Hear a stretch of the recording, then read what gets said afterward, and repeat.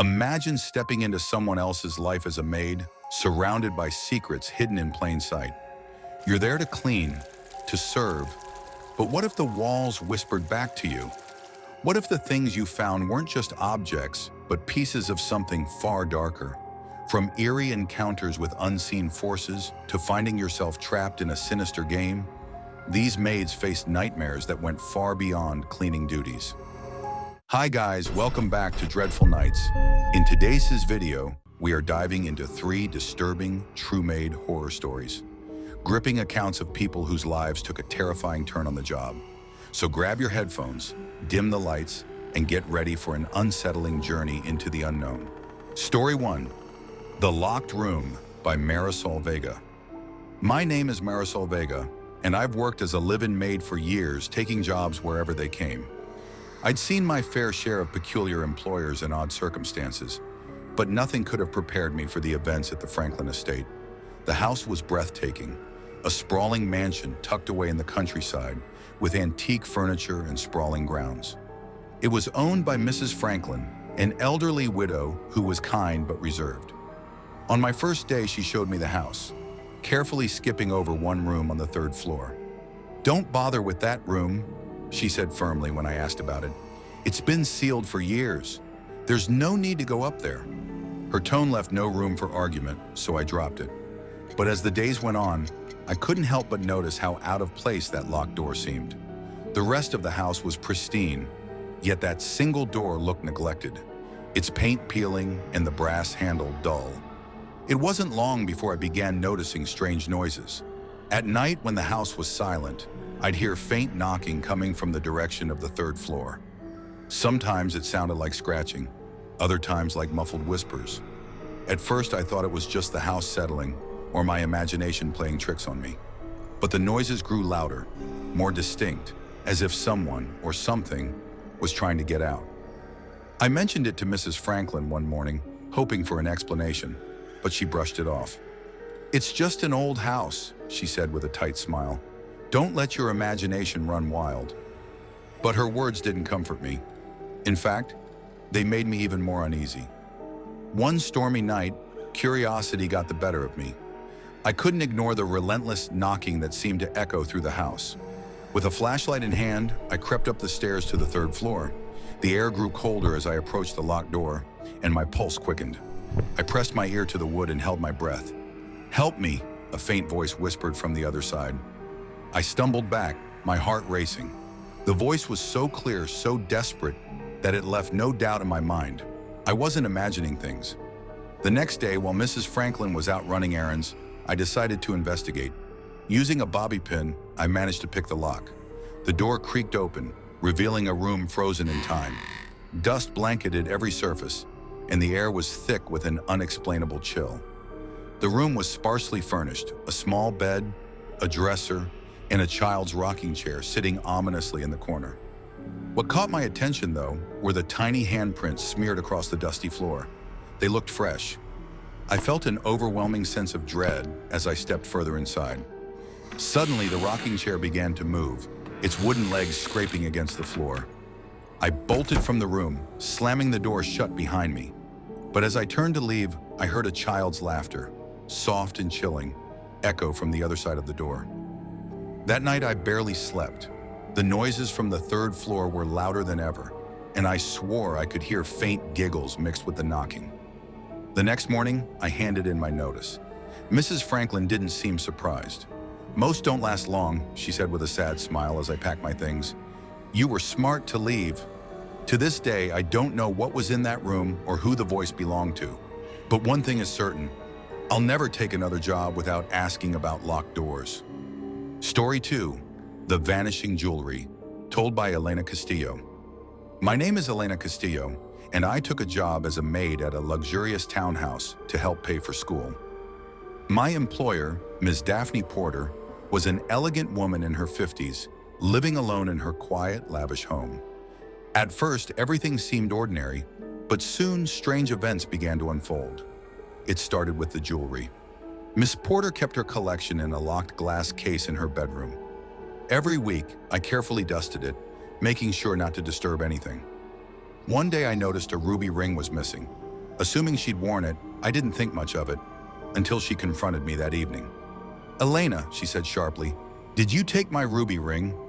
I was stunned. "No, ma'am," I replied. "I thought you might have taken it." Her expression softened, but her eyes remained suspicious. "I don't wear those anymore. Please watch over them carefully." More items vanished over the following weeks. A necklace, a bracelet, a brooch. Each time Ms. Porter grew colder, her questions more pointed. I started to feel trapped, fearing she believed I was stealing from her. Determined to clear my name, I decided to search the house. While cleaning one day, I heard a faint creak above me. It came from the attic, a place Ms. Porter had never mentioned. Curiosity got the better of me. Hidden behind a dusty hallway panel, I found the attic door. Using a stool, I opened it, revealing a ladder leading into the dim space above. The attic was cold and filled with old furniture and boxes. As I stepped inside, I noticed footprints in the dust, leading to a shadowed corner. There I found a makeshift bed, a thin, tattered blanket spread over old cushions. Beside it was a pile of Miss Porter's missing jewelry. Before I could process what I was seeing, a sound made me turn. A man was crouched near the attic entrance, his gaunt face illuminated by the faint light. His wide eyes locked onto mine, and a slow, unsettling grin spread across his lips. "I was just borrowing them," he whispered. My heart pounded as I stumbled backward. "Who are you?" I managed to ask. He tilted his head, his voice soft and unnerving. "I've always been here. Ms. Porter knows." His words sent a chill down my spine. Without thinking, I bolted past him, nearly falling down the ladder. I slammed the attic door shut and ran to Miss Porter, breathless and shaking. When I told her what I'd seen, she paled, her hands trembling. "He's been here for years," she admitted. "My late husband let him stay when he had nowhere to go. After my husband died, he refused to leave. I didn't know what to do. He's harmless, usually." I quit that same day. The thought of someone silently living above me, watching me work, sent shivers down my spine. Even now, I wonder if Miss Porter ever confronted him, or if he's still up there, hiding in the shadows, waiting for the next unwitting person to cross his path. Story 3. The Forbidden Room, told by Bianca Mercer. My name is Bianca Mercer, and I've worked as a live-in maid for several years. When I was hired by the Stern family, I was excited. Their grand Victorian home was stunning, though it had an eerie vibe, especially at night when the wind howled through the old windows. The Sterns were a quiet couple, often away on business, leaving me to care for their son, Eric. Eric was a quiet, withdrawn teenager, and I rarely had any issues with him. However, one part of the house always made me uneasy: the door at the end of the second-floor hallway. Unlike the other doors, this one was newer and had a heavy brass lock. I asked Mrs. Stern about it once, out of curiosity. She gave me a tight-lipped smile and said, "That's just a storage room. Don't worry about it." But her response didn't sit well with me. There was something strange in her eyes, as if she was hiding something. Over the next few weeks, I started hearing things, faint whispers coming from behind that door late at night. At first, I thought it was just the wind, but it didn't sound like wind.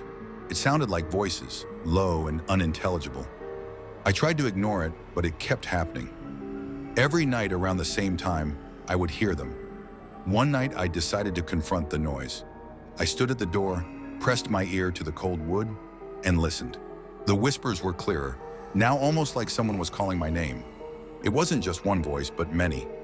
My blood ran cold and I stepped back, but I couldn't help feeling drawn to that door. The next day, I noticed strange scratches near the base of the door, deep, jagged marks, as if something or someone had been trying to get out. I asked Eric about it, but he seemed scared. "I don't go near that room," he said, his voice trembling. That only made me more curious. The following night, the whispers were louder than ever. I could swear I heard my name being called, softly but urgently, as if begging me to come closer. I couldn't take it anymore. I called the Sterns, hoping they would calm my nerves. Mrs. Stern's voice was cold when she answered. "Stay away from that room. We'll be home soon." Something in her tone made me shiver. That night, the whispers grew louder and more frantic, and I could feel something watching me. I barricaded myself in the kitchen, too terrified to move. At around 3 a.m., the house fell silent. I gathered my courage and decided to investigate. The door was slightly ajar, just enough for me to see into the dark room beyond. Without thinking, I pushed it open. The room was small, empty except for a chair in the center, facing a dusty mirror.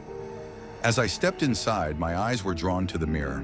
Written in what looked like blood were the words, "Welcome back, Bianca." I ran. I didn't look back. I grabbed my things and left the house, never to return. I didn't care what the stern said. I couldn't shake the feeling that whatever was behind that door was waiting for me, and it knew who I was. To this day, I can't forget the sound of the whispers, and I'll never know what lay beyond that locked door.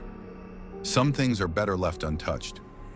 Thanks for watching. If you like this video, please like, share, and subscribe to our channel for more creepy stories. Which of these stories gave you a chilling experience? Let us know. Until next time, stay curious, stay safe, and remember, sometimes the scariest stories are the ones that are real.